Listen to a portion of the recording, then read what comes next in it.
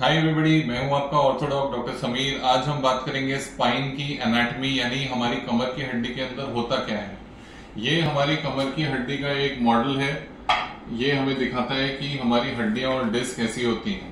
कमर के अंदर ये वाला पार्ट जो होता है ये आगे की तरफ है। अगर हम साइड से देखेंगे तो कुछ ऐसा दिखेगा, और अगर हम पीछे से देखेंगे तो कुछ ऐसा दिखेगा।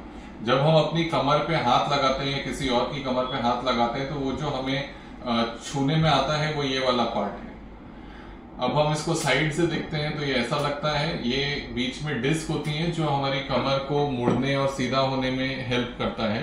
और ये वाला जो पार्ट है आगे की तरफ, ये पेट की तरफ होता है, ये इंटरनल ऑर्गन्स की तरफ होता है। अब तकलीफ जब होती है जब ये जो डिस्क है हड्डियों के बीच में ये स्लिप होकर के पीछे की तरफ जाती है, जिसे हम स्लिप डिस्क कहते हैं। और ये जो नर्व्स यहाँ से निकल रही हैं आप देख रहे हैं, ये पैरों में जाने वाली नर्व्स हैं। इन पे जब दबाव पड़ता है तो स्लिप डिस्क की वजह से पैरों में दर्द बढ़ता है, पैरों में झुंझुनाहट आती है, पैरों की ताकत कम हो सकती है।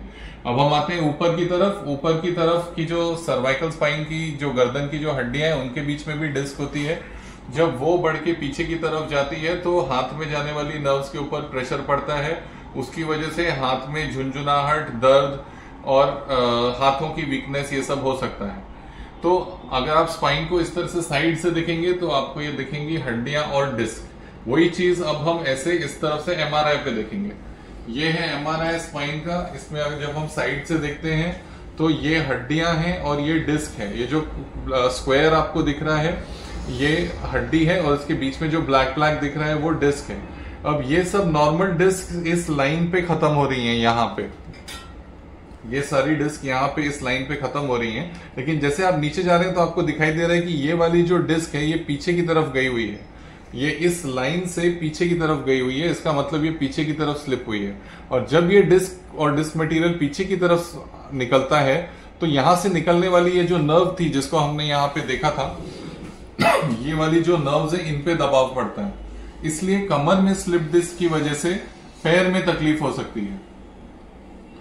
तो जैसे हम समझो अगर किसी गार्डन में हम पानी डाल रहे हैं एक पाइप से और वो पाइप कहीं नल में अटैच्ड है, तो अगर मैं नल के पास जाकर के ही उस पाइप के ऊपर पैर से दबा दूं, उसको कंप्रेस कर दूं, तो दूर जहां पे पानी का फ्लो होना होगा वो फ्लो ठीक से नहीं आ पाएगा।